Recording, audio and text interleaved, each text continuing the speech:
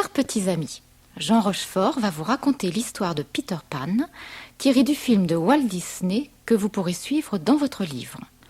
Vous saurez que le moment est venu de tourner la page lorsque vous entendrez la fée Clochette. Elle fera tinter ses petites cloches comme ceci.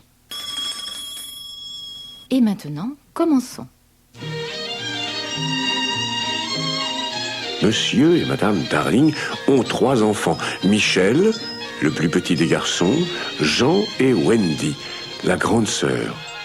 Wendy serait la plus sage des petites filles si elle ne passait son temps à raconter à ses frères les histoires de Peter Pan, son héros préféré. Elle croit en lui.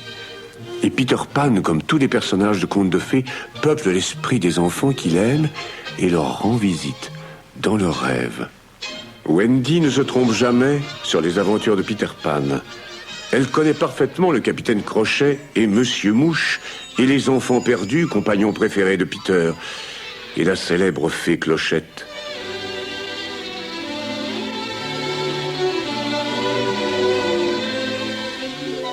Et justement, ce soir-là, Peter Pan lui-même pénètre dans la chambre des enfants. Tout dort. Peter est accompagné de Clochette, la fée miniature, qui cliquette en volant. Wendy, réveille tes frères et suivez-moi tous au pays imaginaire. Là-bas, les enfants ne deviennent jamais des grands. Et tu pourras vivre toutes mes aventures. Mais Peter, je n'ai pas la permission. Et comment pourrions-nous aller au pays imaginaire, nous ? Pensez fort. Je vole, tu voles, nous volons. Je vole, tu voles. Nous volons. Si la vie vous paraît belle, partez, c'est le bon moment. Partez vite en chantant. Et c'est le grand départ pour le fabuleux voyage au pays imaginaire. C'est par là, Wendy. La seconde étoile à gauche de la lune est tout droit jusqu'au matin. Les 3 enfants suivent Peter Pan et Clochette dans le ciel de Londres. Ils survolent les nuages, les fleuves et les océans et aperçoivent au matin une petite île toute verte dans une mer toute bleue et dans une crique un voilier. Ou plus précisément, une frégate avec le drapeau noir des pirates. Le bateau du capitaine Crochet. Reposons-nous sur ce nuage pour l'observer. L'odieux capitaine Crochet, qui a juré de se venger de Peter Pan, discute avec son fidèle serviteur, Monsieur Mouche. Maudit soit ce damné Peter Pan. Sans lui, j'aurais encore ma main gauche, et pas cet infâme Crochet. Mais où peut-il se cacher? Près de la lagune aux sirènes? Oh non, nous l'avons exploré. Dans l'anse aux cannibales? Oh non, c'est le territoire des peaux-rouges. Dont le grand chef a une bien jolie fille, amie de Peter Pan. Lily la tigresse. Laisse-moi réfléchir, mais oui, la voilà l'idée géniale. Nous enlevons Lily la tigresse et nous la forçons à nous révéler la cachette de Peter Pan. Et tandis que Wendy et Peter piquent droit sur la lagune, Jean et Michel préfèrent aller à la chasse aux peaux-rouges, comme de grands garçons. Ils prennent la tête de la petite troupe des enfants perdus. Souvenez-vous de cela. Les peaux-rouges sont rusés, mais pas intelligents. À mon commandement, en avant, marche! En suivant le guide, le guide, le guide. En suivant le guide, c'est fou ce qu'on apprend. Tandis qu'il dévide, dévide, dévide. Tandis qu'il dévide son petit boniment. Les rois, les reines, les princes, les favorites, les Louis, les Jean, les Claude, les Marguerites vous livrent enfin leurs plus croustillants secrets. Alors n'oubliez pas le guide, s'il vous plaît. Oh, mais Jean a commis une grosse erreur en sous-estimant l'adversaire, car très vite, sa troupe est encerclée par des arbres qui marchent tout seuls. Caché sous chaque arbre, il y a un peau-rouge, rusé certes, mais intelligent. Capturés, ligotés, les enfants sont conduits jusqu'au camp et attachés au poteau de torture. Les enfants ne peuvent rien faire sinon attendre que Peter Pan vienne les délivrer. Mais Peter et Wendy ont découvert Lily, la tigresse. Elle est détenue par Monsieur Mouche dans l'immense grotte marine surplombée par le rocher du crâne. Le capitaine Crochet tente de lui arracher le secret de la cachette de Peter Pan. Alors, Peter décide d'user d'un stratagème pour effrayer le capitaine et Mouche et délivrer Lily, la tigresse. À présent, je vais imiter la voix du capitaine Crochet. Écoute, Wendy. Monsieur Mouche, relâchez immédiatement la princesse Lily, la tigresse. Mais, capitaine... Il n'y a pas de mais. Exécute mes ordres. Oui, j'exécute. Oh, attention, Peter! Le capitaine Crochet t'a découvert. Voici donc celui qui donnait ses ordres stupides. Je le tiens au bout de mon épée. Mais c'est Peter Pan. Regarde ça, Wendy. Mon poignard contre cette épée mal trempée. L'heure de ma vengeance a sonné. Moi, je te désosserai. Je te ferai cuire pendant des heures dans ta peau. Et les crocodiles, capitaine Crochet? Que ferez-vous aux crocodiles? Bonjour, monsieur le crocodile. Aimez-vous toujours autant manger du capitaine Crochet? Non! Non! Oh, Peter, c'est affreux. Le capitaine Crochet est tombé à l'eau et le crocodile le poursuit. Oh, capitaine, plus vite, je vous en prie, ne vous laissez pas manger. Peter Pan délivre Lily, la tigresse. Il la ramène avec Wendy chez son père au camp des Peaux-Rouges. Pour avoir délivré Lily, la tigresse, fille bien-aimée, Peter Pan devenir aigle volant au cerf acéré, détaché enfant poteau. Allons tous danser, les amis. C'est la fête.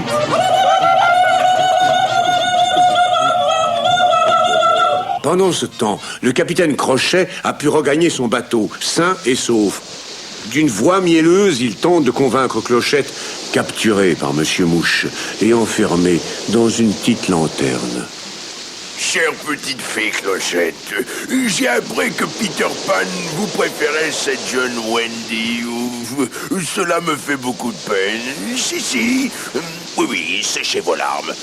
Mais pour enlever Wendy, il faut me dire où je peux la trouver.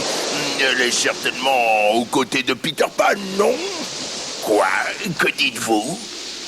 La cachette de Peter, c'est l'arbre pendu? Merci, Clochette. Aussitôt, le capitaine Crochet, Monsieur Mouche et tous les affreux pirates ont quitté le navire. Ils encerclent l'arbre pendu, armés jusqu'aux dents. Le grand chef aigle volant au cerf acéré salue ses braves. Et le grand chef salue aussi Wendy.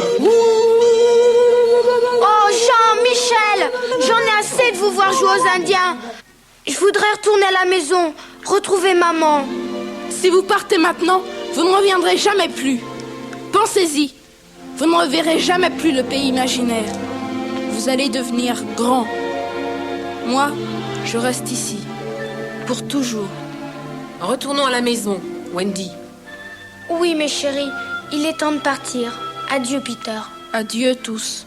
Les enfants sont partis, abandonnant Peter seul dans sa cachette. Mais à quelques pas de l'arbre pendu, ils tombent dans le piège du capitaine Crochet. Les horribles pirates se jettent sur eux, les ligotent et les entraînent jusqu'au navire pour les lier tous ensemble au grand mât. Insolent gamin, vous êtes tous en mon pouvoir. Ou signez immédiatement un engagement de pirate volontaire sur ce navire, ou vous êtes séance tenante, bon pour la planche. La planche? Quelle planche? Eh bien, cette planche, vous faites quelques pas dessus, les yeux bandés et... Plouf! Wendy, Peter Pan nous délivrera.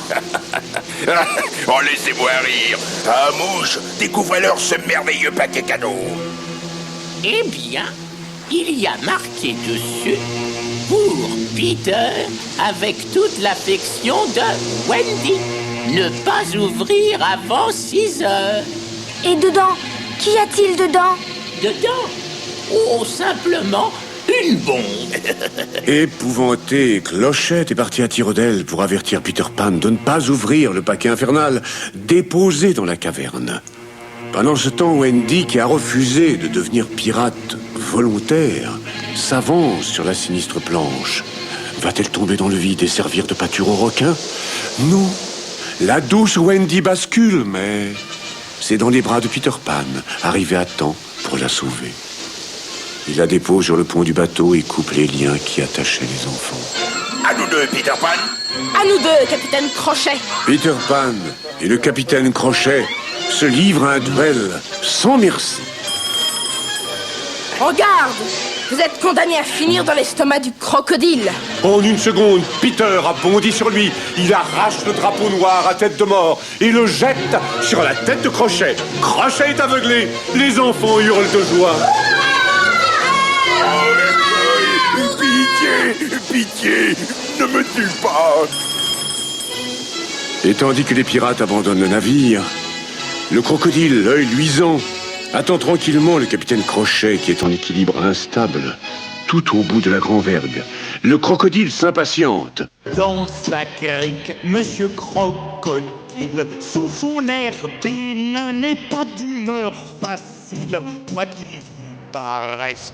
Et pacifique, évitez de partager ces petits jeux nautiques. Dans sa crique, Monsieur Crocodile, vous garder de façon forcée. S'il verse quelques larmes, résistez à sa charme, car il est des plus habiles, ce Monsieur Crocodile.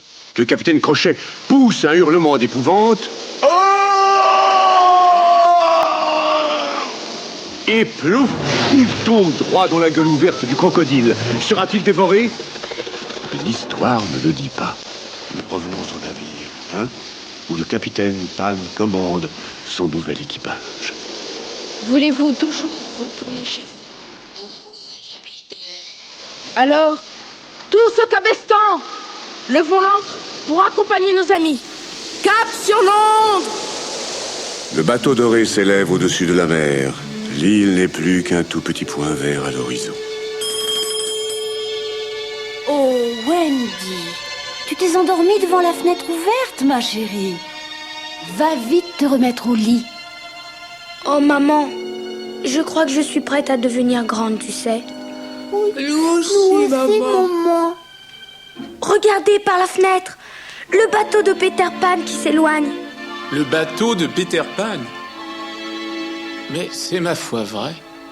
Et tandis que Wendy, Michel, Jean, leurs parents admirent le grand voilier qui se découpe en ombre chinoise sur la Lune, tous les enfants de la planète Terre qui croient aux contes de fées rêvent de Peter Pan et du pays imaginaire au même instant.